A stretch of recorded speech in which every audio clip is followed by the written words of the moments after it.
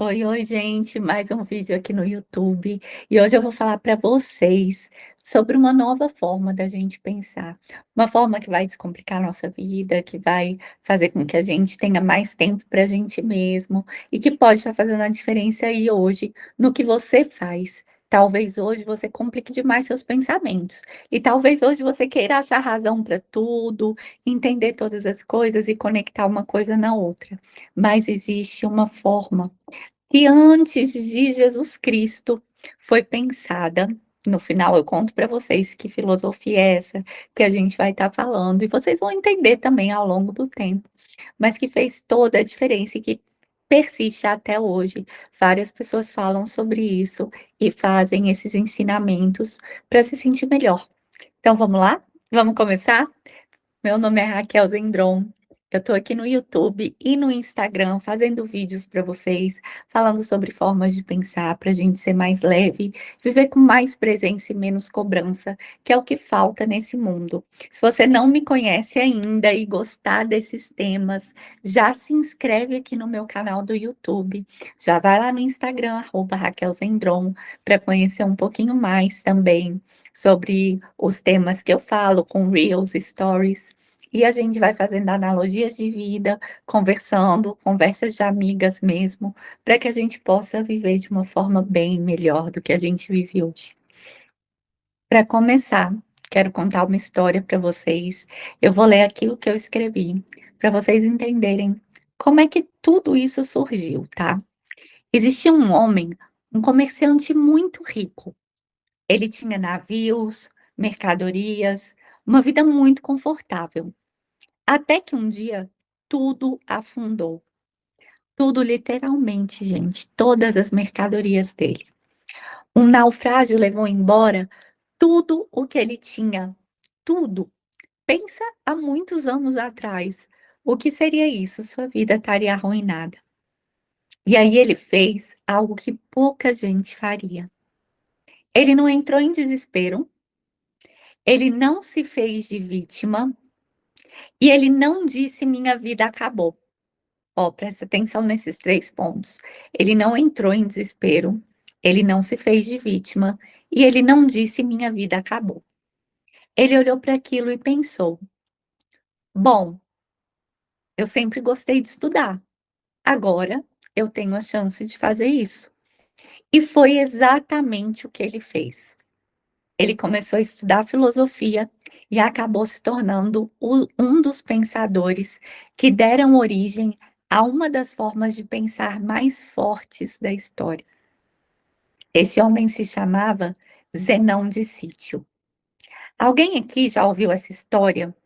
Pois coloca nos comentários se você conhece um pouquinho dessa filosofia de vida, mas a gente vai se atentar em 3 pontos que ele falou. Ele não se desesperou, e por que será que ele não se desesperou?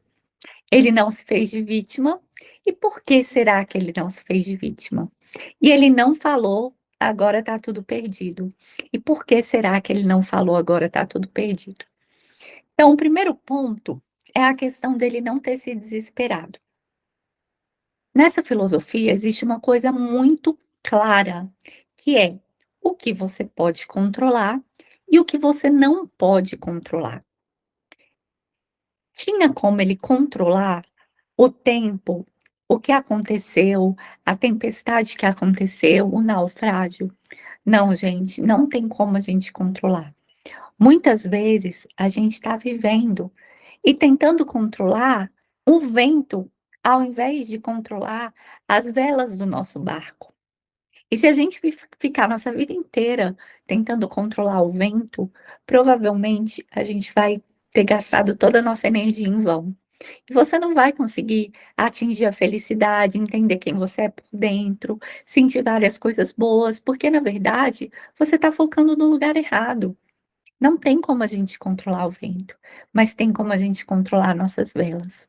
E quando Zenão de Sítio, que já tinha esse pensamento de que ele não podia controlar tudo, e ele entendeu que aquilo ali era uma coisa que não dava para controlar, ele simplesmente falou: "Tá bom, não tenho controle, não vou gastar minha energia aqui". E aí fica a minha pergunta para você: quanto da sua energia hoje você está gastando em coisas que você não pode controlar? Quais são os exemplos que eu te dou? Será que você está gastando energia tentando controlar as outras pessoas? Pode ser que você esteja gastando energia tentando controlar algo que aconteceu com você e que já passou, controlar o diagnóstico de uma doença, controlar a perda de alguém que você amava, controlar qualquer coisa que tenha acontecido que você não esperava. Será que você não está deixando de gastar sua energia com outras coisas para controlar o que é incontrolável? E por que que eu te pergunto isso? Porque quando eu entendi que a nossa energia é limitada, eu comecei a perceber que eu tinha que saber onde eu ia colocar a minha. Porque às vezes a gente acha que a gente é super-herói, super-heroína, e a gente não é. A gente simplesmente tem uma energia limitada. Quem me acompanha há mais tempo, talvez já tenha feito o exercício da energia e onde você vai colocar a sua energia. Se você não fez e se você tem interesse, clica aqui embaixo, né, coloca no comentário: "Quero saber o exercício das energias", que eu gravo um outro vídeo para vocês e disponibilizo o PDF, para vocês terem acesso a esse conteúdo, porque é muito interessante. A gente tem que entender que nossa energia, ela é 100% e a gente tem que distribuir entre esses 100%. Não existe uma energia de 200%. E às vezes a gente acaba se enrolando por causa disso. Gente, eu sou tetraplégica, tá? Só um minutinho. Eu sou tetraplégica, e aí eu não consigo segurar as coisas direito. Então, toda vez que eu for tomar água, vocês tenham uma paciênciazinha comigo, que eu uso esse dedo aqui, o ombro e tomo santa garrafinha, porque antes eu precisava chamar alguém para beber água. Até que eu fiz muita fisioterapia e uso essa garrafinha. Ah, vamos lá, dar um exemplo. Esse exemplo ia ficar para o final, mas já que a gente está falando da tetraplegia, eu conheço várias pessoas que têm uma lesão medular e uma tetraplegia ou uma paraplegia e que são infelizes e que vivem focando no que elas perderam. Só que aí vem a minha pergunta: a gente tem controle sobre o que a gente perdeu? Não, a gente não tem controle. Agora a gente tem controle sobre o que a gente vai fazer com o que acontece na nossa vida, aí sim. Então, toda vez que você estiver focando em uma coisa que você não tem controle, eu quero que você pare e pense: será que eu não estou simplesmente jogando a minha energia fora? É como se você tivesse um tesouro, a maior riqueza que você tem na sua vida. Não é dinheiro. A maior riqueza que você tem é a sua capacidade de poder fazer o que você quiser com a sua energia. Essa é a sua maior riqueza. E de repente você pega ali seu maior tesouro, você pega ali seu dinheiro e tá rasgando. Você tá jogando fora as suas moedas de ouro. Você tá jogando fora o que você tem de mais precioso. Então, toda vez agora que você estiver em uma situação difícil, a primeira pergunta que você vai se fazer é a seguinte: onde eu posso colocar minha energia? E se for uma situação trágica, uma situação completamente ruim que aconteceu e que não tem nada que você possa fazer, o lugar que você vai colocar a sua energia é para se reestabelecer emocionalmente, é para tentar aprender com aquela sua dor. Não no sofrimento.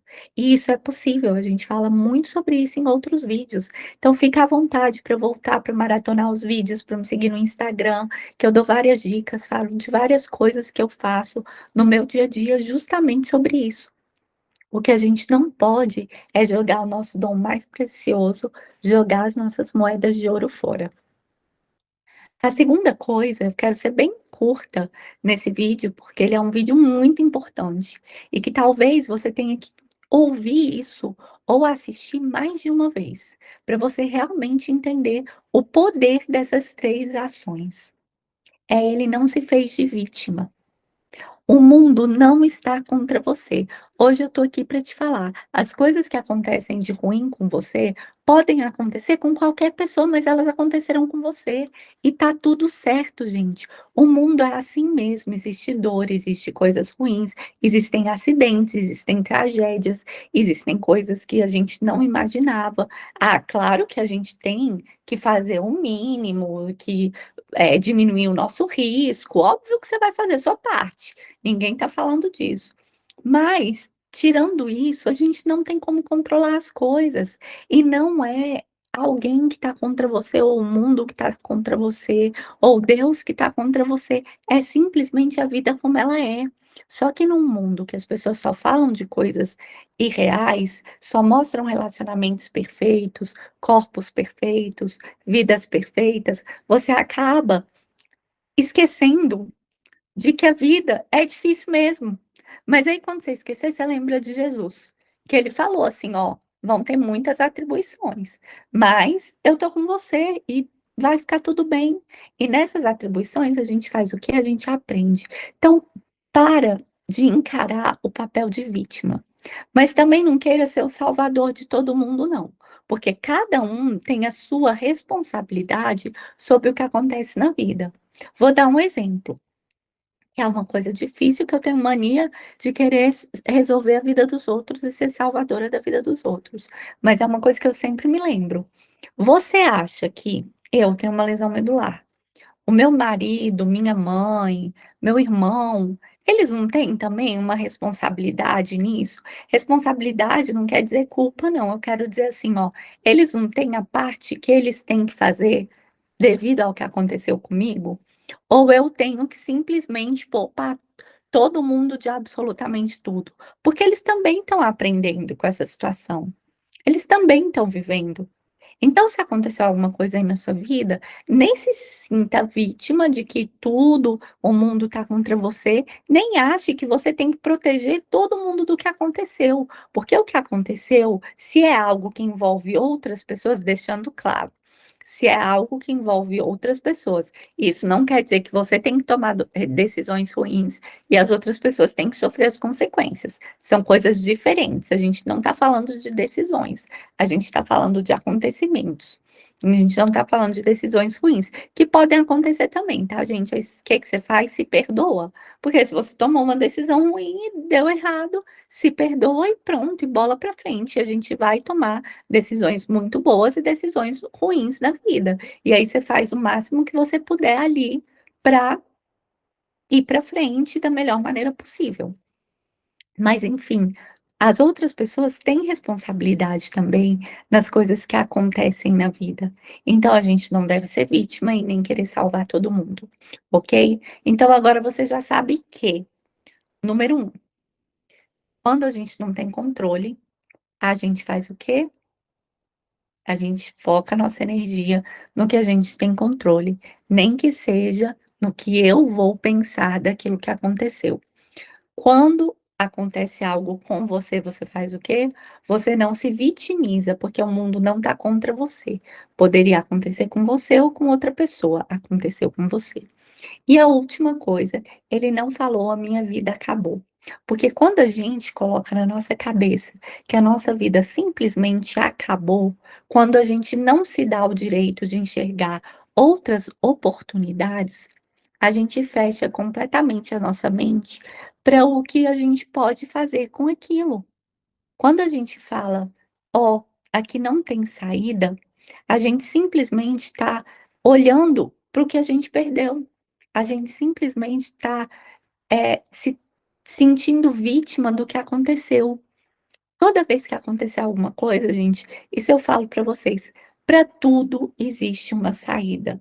Para tudo existe algo. Nem que a saída seja aprender com o que aconteceu. Então vamos lá, nem que a saída seja aprender com o que aconteceu. Então se você está gostando desse vídeo, já dá um like aqui, tá? Deixa seu comentário, porque, como eu falo, é tão importante a gente espalhar coisas boas e às vezes a gente acaba perdendo nosso tempo vendo tanta coisa que não agrega, que não leva a lugar nenhum. E se você acha que esse conteúdo fez sentido, manda para os seus amigos, tá? Manda para alguém que possa gostar e se interessar também, e já deixa seu like. Mas então, vamos tentar pensar diferente? Pensar de uma forma que a gente não acaba com a nossa vida quando algo ruim acontece, mas sim que a gente entende que existem outras possibilidades, mesmo que isso não seja algo fácil. Não é porque é algo simples que é algo fácil. Então, talvez seja uma metodologia simples a gente pensar: "Poxa, eu não sou vítima, eu não vou me desesperar, e eu não vou falar para mim mesmo que a minha vida acabou". Mas não é por isso que é algo fácil. Então ela exige prática, ela exige você parar e pensar toda vez que você estiver se desesperando: "Espera aí, eu estou me desesperando? É isso mesmo? Onde eu posso focar? Onde eu vou colocar minha energia?". E mesmo que eu não veja, olha para Deus, faz uma oração e fala: "Minha vida não acabou. Me mostra como é que eu vou sair disso aqui que eu estou vivendo", tá? Hoje é muito curtinho, é isso que eu tenho para falar para vocês, com todo amor, com muito carinho do meu coração. Essa é a filosofia estoica que eu gosto muito e leio. Não concordo com absolutamente tudo, mas com praticamente tudo. E eu acho que sem querer, eu entendi a filosofia estoica por uma amiga que me falou: "Olha, você é muito estoica". Eu falei: "O quê?". Ela: "É, você é assim". Eu falei: "Nossa, olha que eu sou mesmo". E isso me ajuda muito, e é por isso que eu quero compartilhar com você. Então um beijo grande, um bom dia e uma boa noite para quem está assistindo à noite. Qual a pergunta que você tem que se fazer: você está colocando sua energia em algo que você realmente tem controle? Você está se desesperando? O que que você vai fazer? Para onde você vai olhar?